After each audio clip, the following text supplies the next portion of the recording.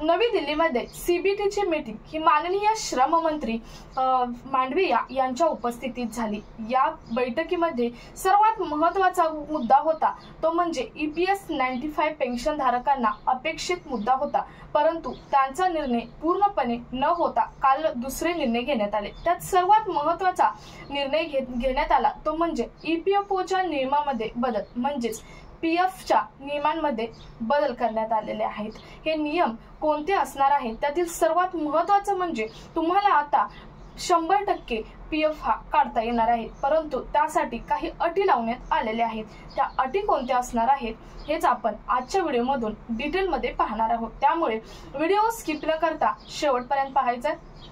चॅनलवर पहिल्यांदा आला असेल तर अशाच महत्त्वपूर्ण अपडेटसाठी चॅनल सबस्क्राइब करा, शेजारील बेल आयकॉन सुद्धा ऑन करून ठेवा, म्हणजे असेच महत्त्वपूर्ण अपडेट तुमच्यापर्यंत रेग्युलर पोहोचत राहतील।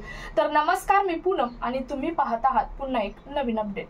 सर्वात महत्त्वाचं म्हणजे PFच्या नियमांमध्ये बदल केले आहेत। या अगोदर PF काढायचा म्हटलं का प्रत्येक नियमांवर नियम लागू केले होते। साधा PF काढायचा म्हटलं तरी त्याला सुद्धा कारणे पुढे करावे लागत होते, म्हणजेच घर बांधणे असेल किंवा आपत्कालीन एखादी परिस्थिती असेल असे नियम, अशा अटी लावण्यात आलेल्या होत्या। परंतु आता या अटी काढून सर्वात महत्त्वाचं सुखकर PF काढण्याची प्रोसेस ही सुखकर करण्यात आलेली आहे किंवा ट्रान्सपरंट डिजिटल करण्यात आलेले आहे। जे PF खातेधारक आहेत ती 100% PF हा PF खात्यातून काढू शकतात, परंतु 3 कॅटेगरी सांगितलेल्या आहेत। त्यातील पहिली कॅटेगरी म्हणजे शिक्षणासाठी, दुसरी कॅटेगरी म्हणजे आजारपणासाठी आणि तिसरी कॅटेगरी आहे ती म्हणजे तुम्हाला आणखी कशासाठी कोणतीही आपत्कालीन परिस्थिती आली तर त्यासाठी जर तुम्हाला पैसे लागणार असतील तर तुम्हाला तुम्ही पैसे हे काढू शकता। सर्वात महत्त्वाचं म्हणजे शिक्षणासाठी तुम्ही 10 वेळा पैसे काढू शकता, 10 गुणा पैसे काढू शकता, म्हणजे तुम्ही 10 वेळा शिक्षणासाठी पैसे काढू शकता। सर्वात महत्त्वाचं हा अपडेट आहे की 10 वेळा शिक्षणाला सर्वात महत्त्व देण्यात आलेलं आहे आणि तुम्ही शिक्षणासाठी 10 वेळा पैसे काढू शकता। तुम्ही आजारपणासाठी 5 वेळा पैसे काढू शकता, तसेच तुम्ही लग्नासाठी, शादीसाठी 5 वेळा पैसे काढू शकता। असं यामध्ये कॅटेगरी लावण्यात आलेले आहे। त्यानंतर दुसरी कॅटेगरी आहे ती म्हणजे तुम्हाला अचानक येणारी एखादी परिस्थिती असेल तर या परिस्थितीसाठी सुद्धा तुम्ही पैसे काढू शकता, ही दुसरी कॅटेगरी। आणि तिसरी कॅटेगरी आहे ती म्हणजे तुम्ही कोणतंही कारण न देता सुद्धा आता पैसे काढू शकता, म्हणजे याआधी एखादं महत्त्वाचं आपत्कालीन परिस्थिती असेल किंवा आजारपण असेल अशी इतकी महत्त्वाची कारणे सांगूनच PF काढता येत होता, परंतु आता तुम्हाला तसं नाही, कोणत्याही कारणाशिवाय सुद्धा PF काढू शकणार आहात तुम्ही। आणि हे पैसे PF खातेधारक आहेत त्यांचेच पैसे होते, परंतु त्यांच्यावरच सरकारने इतके नियम लावले होते आणि आता हे सर्व नियम काढून तुम्ही कोणत्याही नियमाशिवाय पैसे काढू शकता, परंतु कोणत्याही नियमाशिवाय तुम्ही 1 ते 2 वेळाच पैसे काढू शकता। परंतु जर तुम्हाला लग्नासाठी किंवा तुम्हाला शिक्षणासाठी पैसे हवे असतील तर तुम्हाला 5 ते 10 वेळा पैसे हे काढता येणार आहेत। त्यानंतर दुसरं आहे ते म्हणजे तुम्हाला जो PF आहे तो PFची रक्कम ही खात्यामध्ये 25% तरी राहिली पाहिजे, हा पुढचा नियम लावण्यात आलेला आहे। म्हणजे तुम्हाला इथं सांगितलेलं आहे 100% तुम्ही रक्कम काढू शकता, परंतु सरकारने त्यामध्ये पुन्हा एक अट लावण्यात आलेली आहे आणि ती यासाठी लावण्यात आलेली आहे की तुमचे PF खात्यामध्ये पैसे थोडे तरी राहावेत आणि तुम्हाला त्यावरती सध्या व्याज चालू आहे 8.25%, म्हणजेच 8.25% व्याज चालू आहे आणि त्या 25%च्या रकमेवरती तुम्हाला 8.25% व्याज तरी मिळेल आणि तुमची आर्थिक बाजू सेफ राहील। या अनुषंगाने सरकारने हा पुढचा नियम लावलेला आहे।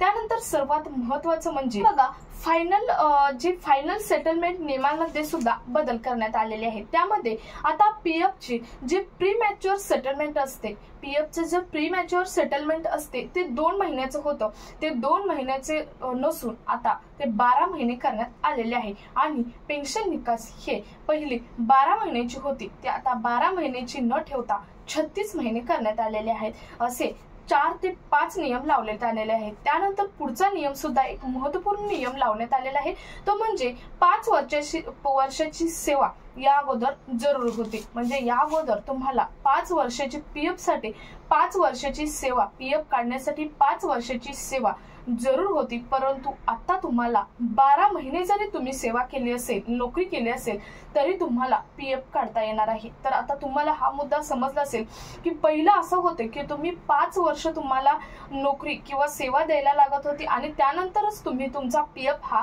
काढायला तुम्ही पात्र असणार असं होता नियम. परंतु आता तो नियम बदलून तुम्ही 12 महिने जरी नोकरी केली असेल तरी तुम्हाला किंवा सेवा दिली असेल तरी तुम्हाला जे पीएफ आहे खात्यातून तो पीएफ 100% काढता येणार आहे. परंतु सर्वात महत्त्वाची अट मी मगाशी सांगितली की 25% तुम्हाला रक्कम ही ठेवावीच लागणार आहे आणि सरकारने यासाठीचा सेफ जो विचार आहे तो सेफ विचार केलेला आहे. कारण हाय लेवल पीएफ वरती व्याज मिळत आहे ते म्हणजे 8.25%. त्यामुळे जर तुमची 25% रक्कम बँकेत राहिली तर तुमच्या बँकेत जे 25% रक्कम आहे त्यावरती तुमचं 8.25% व्याज हे जमा होणार आहे आणि तुमची आर्थिक बाजू चांगली राहून तुम्ही स्वावलंबी राहणार आहात असं सरकारचं यावरती म्हणणं आहे. म्हणूनच ही ट्रान्सपरंट आणि डिजिटल सेवा सरकारने, डिजिटल नियम हे सरकारने लावलेले आहे. तुमचं यावरती मत काय आहे तुम्ही कमेंट मध्ये